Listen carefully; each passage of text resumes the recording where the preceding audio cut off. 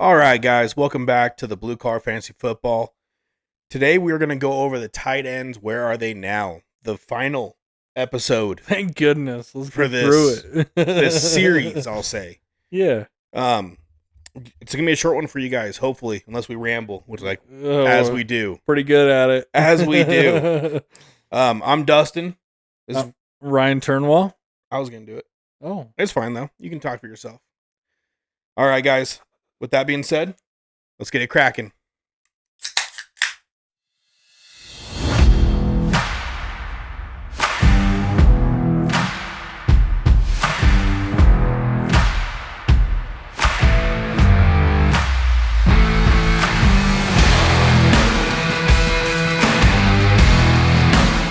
Okay, so first up on our tight end movers and shakers here, we have, it is a stretch, unfortunately, but today we have Gerald Everett moved to the Chicago Bears. So he's going to be stuck behind Cole Kmet.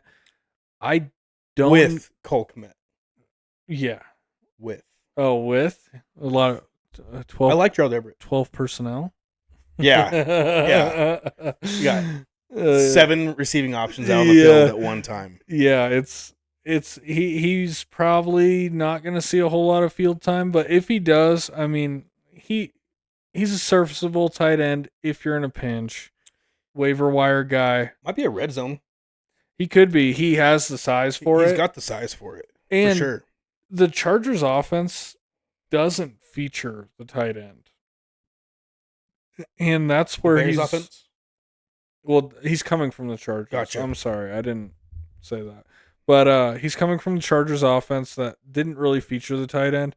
He had 70 targets last season, 51 catches, 400 yards, 3 touchdowns. I do believe it was a couple of spike weeks. Yeah, it was a couple weeks he popped off. Yeah. And not like consistent production by any means. He's such a likable tight end. Because when he does have those I think he's games, a talented player. He's very talented, physical. Yeah, absolutely. But unfortunately for fantasy, he's only going to be viable for if Cole Kmet goes down to injury, or this offense is not what we're expecting at all. Which, if Rome doesn't see the field in many 3 wide receiver sets, you might see that, and he might be able to get the ball, get on the field a little more. So that's definitely possible. But yeah, definitely, if an injury happens to Kmet, I'd pick him up. For sure. Or he starts getting utilized heavily in the red zone. Yeah. Then he could definitely, as a flyer tight end, sure. A touchdown is, you're not mad about it anymore. Yeah, exactly. As soon as one touchdown hits, you're like, okay, yeah, definitely. I was right. Definitely. I'm going to hit the group chat. I was right. So this one's a little more interesting. I got Zach Ertz. He went from Arizona to the getting late. From Arizona to the Cardinals. Yeah. Perfect. From Arizona to the Washington Commanders. So right now he is ECR 37, which that's crazy. Is crazy. That's crazy. Yeah. I very much disagree with that. But you have a rookie quarterback. You have they did take a high draft pick at tight end, Ben Sinnott, the Senator. We'll figure out what the actual pronunciation is. Yeah, but I don't think that's going to cut into Ertz this season. Well, it's not getting projected that way. It's getting Ben Sinnott, his ECR, 27. 10 spots higher than Ertz. Wow. They're expecting production instantly. That's crazy. So they're projecting his rookie tight end season. Wow. Yep.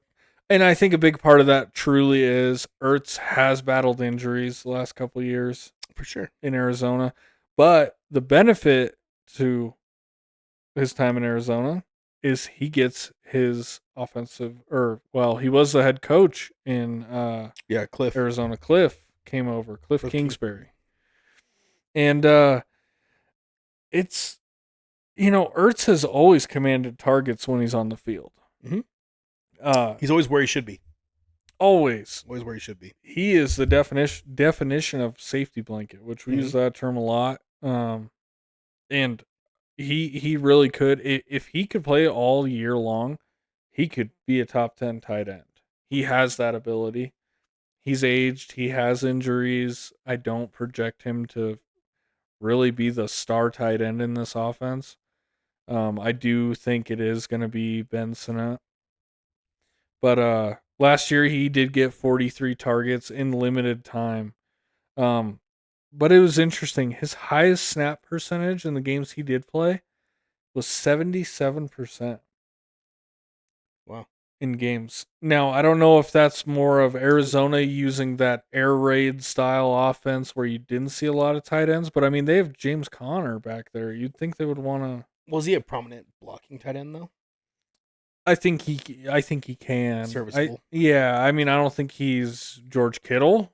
I think he's more of a Kelsey-esque guy where you're using him as a receiver, but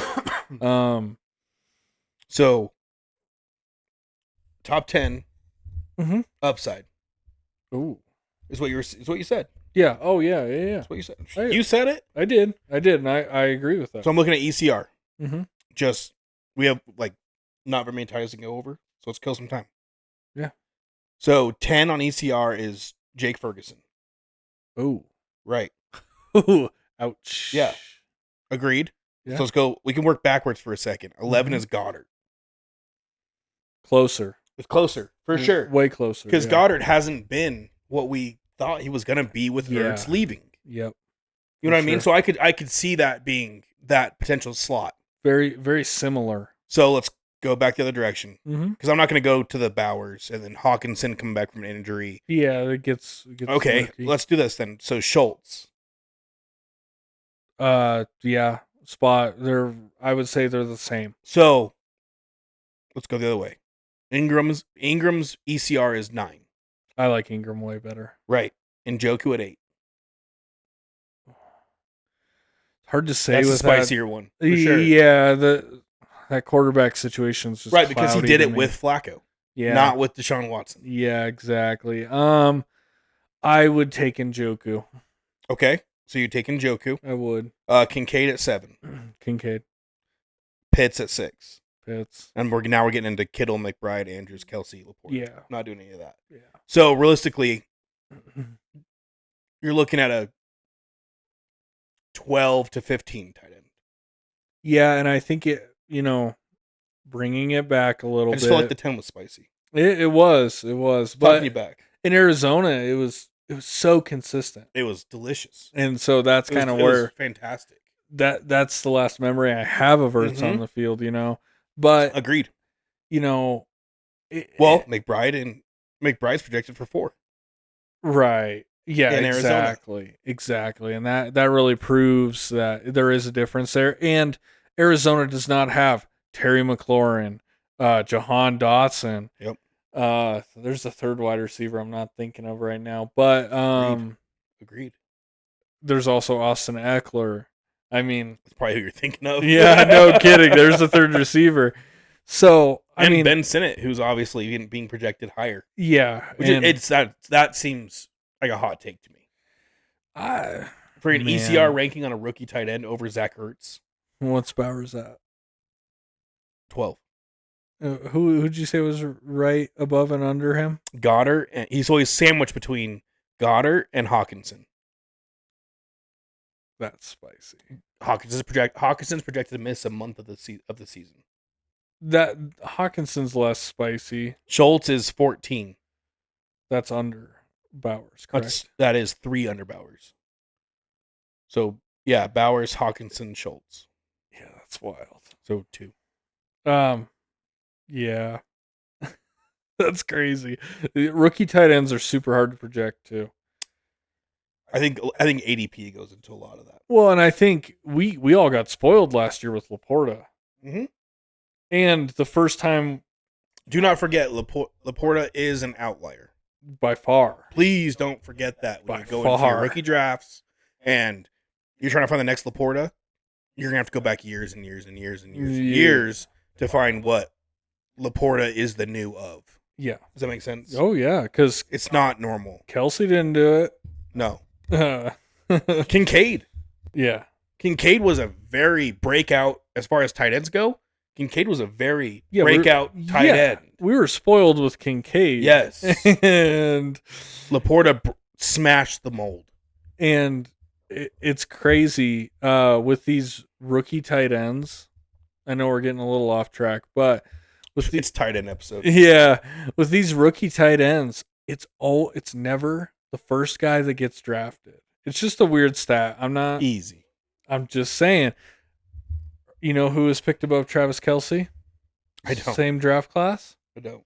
Zach Ertz. Zach Ertz was the first tight end taken in that draft over Travis Kelce. Little hype on Ben Sinnott. Just saying. No. Bowers is my boy. He is. So I gotta throw. You're my boy, Blue. Great movie. But yeah, just he's battled a lot of injuries. If tight ends last forever, I mean, I think Tony Gonzalez played till he was 38. These guys can play a long time. And in the tight end position, absolutely. Yeah. So Zach Ertz could be fantasy relevant this year. Don't sleep on it. It could definitely happen. Scrolling down to him, it's so crazy. It's not right. He's getting disrespected in rankings, in my opinion. But who do you got? I have. Thanks for bringing me back. Yeah, I'll have to dive into Zach Ertz stats. Okay, first up on my list, guys, we have Mike Gesicki. So Mike Gesicki goes to the Cincinnati Bengals. He signs a 1-year deal worth up to $3 million. So 1-year deal, not overly invested in him. Yeah. But he was a very productive tight end in Miami. At his time in Miami. Yeah. Went to the Patriots last year. He had a huge drop off, dude. My hand would not let go of that. You losing your mic? He saw a huge drop off with the Patriots, along with every other Patriots player on the Patriots. And that was a crowded room too. With Hunter Henry. Henry. Hunter Henry was the one. He was the one, and he was their red zone. Yep, 100%. I mean, you can go back and look at some Jacoby Myers stats. But when Gesicki was in Miami, he had 3 seasons out of his 5 seasons there where he finished in the top 12 fantasy tight ends. Really? Yep. Okay. So 3 of the 5 seasons he finished as a top 12. So he's done it. He's going into a much better situation, going from the Patriots to the Bengals, and the Bengals did use their tight ends last year. Did they really? It felt like they didn't. Or last year before. Sorry, I'm thinking Hurst. Oh yeah, that's 2 years last year ago. Was not Joe Burrow. It was and it doesn't count. Irv Smith has really been a fantasy disappointment in Cincinnati. So going back to his days in Minnesota, he didn't show what we thought he was. It was when he's gone. Yeah, it's just he's him. Totally gone. So now it's just Gesicki and Sample. And Sample is a blocking tight end.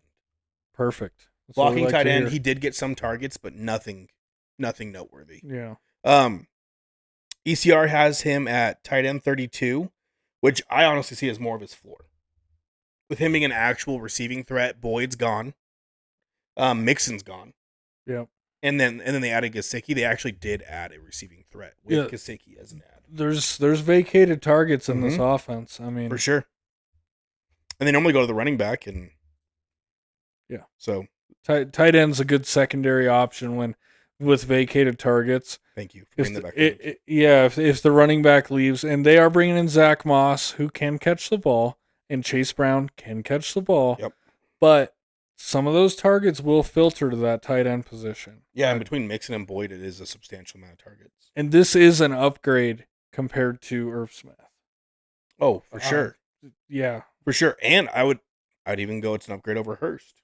Yeah, I'd agree with that. And they did utilize Hurst quite a bit. Yeah, there was definitely games where you saw Hurts running down the sideline. Mm-hmm. Absolutely. Anything else with Gesicki? I It's so tempting. So with the best ball format, and we will be getting into some best ball stuff this year. Yeah, and he's the type of guy that he can take over a game. Yeah. And Pat Kerrane won a whole lot of money because of Mike Gesicki. And he won the Best Ball Mania tournament, I want to say 2 years ago, maybe 3. But he's even said in his podcast, I'm tempted to take Mike Gesicki. I think that was last year. He's like, he won me a whole lot of money. I want to say it was a little over $1 million. So it's nuts. It's crazy. But he's the type of guy that could give you that spike week of 20 plus points a game because he just dominates. Because he is an athlete. And I mean, a lot of these tight ends, you see the Kelsey, the Kittle highlights. There is flashes of that in Mike Gesicki's game. Absolutely. Yeah. He's not quite at that level, but he just can't do the gritty. Yeah. Everything but the gritty he's pretty good at. Yep, that is true. That was a pretty rough clip. Okay, next up, guys, we have Jonnu Smith. He goes to Miami. Speaking of Miami, he goes to Miami, signs a 2-year deal worth up to $10 million. So they did sign him to actually as far as these 1-year rental tight ends go, longer term, good money in it too. He's another athlete, and he did very well last year. Yeah, I mean, he was very like a sleeper, almost weekly starter. Yeah, for a majority of the season. Well, and I mean, I think there was a whole lot of weeks that seemed that was the better pick over Pitts. Agreed. Oh, yes. Yeah. Which just hurts to say. Yeah, Pitts was a buy low. Yeah. And Jonnu Smith was I just got this guy off the waiver wire. Yeah. And he just took a handoff into the end zone. He just had an absurd stat line. One, Arthur Smith, he did target him. But absolute crazy. Well, and, Mike McDaniel, he is not afraid to drop some weird plays, and usually they work. That's the thing. He's coming from the Arthur Smith offense. He's going into a way more efficient offense in Miami than Atlanta. So, Johnny, we could see a kind of a weird breakout in a way for Jonnu Smith. I know he already broke out in Tennessee for a year, but you could see a good year from Jonnu Smith. That would not shock me at all. No, and he did finish as 17 last year. The year talk about Tennessee, he finished 9. Yeah. And that was, it was a while ago. It was 2020. Wow, that's crazy. But he put up 582 yards last year. And 3 receiving touchdowns. So, he's a flyer option. Yeah. For sure. I do see this as a streaming option. Yeah. I think it's based on matchup, I think streaming option that could be more. I wouldn't, might take an injury. I don't know. I think it'd be similar to last year. Yeah, probably. You pick him up off the waiver wire, just like you did last year. Might get a lucky week or two. And you get a couple good weeks out of it, for sure, as far as production goes. I like that. You got some honorable mentions? I have one honorable mention. Perfect. And that is Robert Tonyan, former Green Bay Packer, former Chicago Bear. Now he's in Minnesota. So crazy to me. Yeah, he likes the weather up north. Yeah. But he basically had 0 production with Chicago. I don't have his stats pulled up currently, but I got it. Okay. Finished tight end 77. 77. Wow. With 17 targets and 11 receptions. Basically no fantasy production. He was buried behind Cole Kmet, which there's that speaks to it though. That does. That speaks to it. Yeah, high on Kmet, low on Everett. Yeah, I mean that speaks to a serviceable tight end too. And correct me if I'm wrong, but this is the same offensive coordinator as last year in the Chicago? I do believe. Okay. I do believe. Okay, but I mean, with the weapons they added, I don't see the offensive coordinator for the Bears last year being a super right sought after hire this for in sure. this offseason. He's not getting stolen. But with the Vikings, with a healthy TJ Hawkinson, Tanyan is going to get buried. Except for the first 4 weeks. Projected. Exactly. So TJ Hawkinson tore his ACL and his MCL on Christmas Eve last year. So that's a late season tear. He can miss the first month. I would expect him to miss the first Currently month. projected to miss the first month of this season. Okay, there you go. So I mean, those first 4 weeks, who knows what this Vikings offense is going to be? That's a very fair statement. Very fair statement. You're definitely you're taking a reach if you're starting Tanyan, but hey, dynasty guys, if you're still hanging on, throw them out there. You never know. Yeah, let them after week 1. Yeah, after week 1. Yeah, because I mean, with this quarterback situation in Minnesota, it really he could be looking at short area targets, with Darnold or JJ, whoever is the starting quarterback there. And Tanyan in the past has proven he can be a good receiving option. I mean, one year with the Packers, he scored 10 touchdowns. I mean, he can be a receiving threat. And I want to say 2 years ago, he tore his ACL in Arizona. I know because I was at that Packers game. Oh, and yeah, I saw him hobble off the field after that. And after that, he never really did much, but he got buried in the depth chart. Well, and it correlates with all the movements too. Yeah. With Rodgers leaving. Right. There's a lot. The mass exodus of all the old men. Mm-hmm. So, I do like Tanyan though. He is another athletic tight end. Yeah. And you've seen it happen before. Yeah. So that's all I got. Sweet. Tight ends are easy. Yeah, tight ends are such an easy one. Yeah, I mean, not to recap, not a bunch of noteworthy moves as far as tight ends in this offseason. Yeah. Especially for our fantasy perspective. Yeah, and I honestly some flyers there though for sure. Some streaming options, some flyers there for sure. Yeah, honestly, I think the hardest option to wrap your head around is either Tanyan or Everett.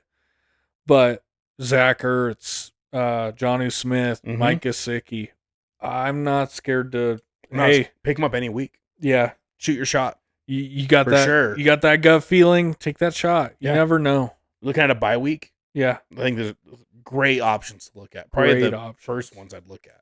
Yep, definitely. Can't think of much better spots for these guys to land in as far as streaming options. Yeah, and I mean, with all the offseason hype, these guys are probably going to all be on the waiver wire.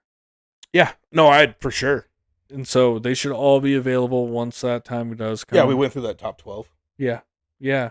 So these guys aren't hitting that top 12, but some of them have the ability to get close. Weekly.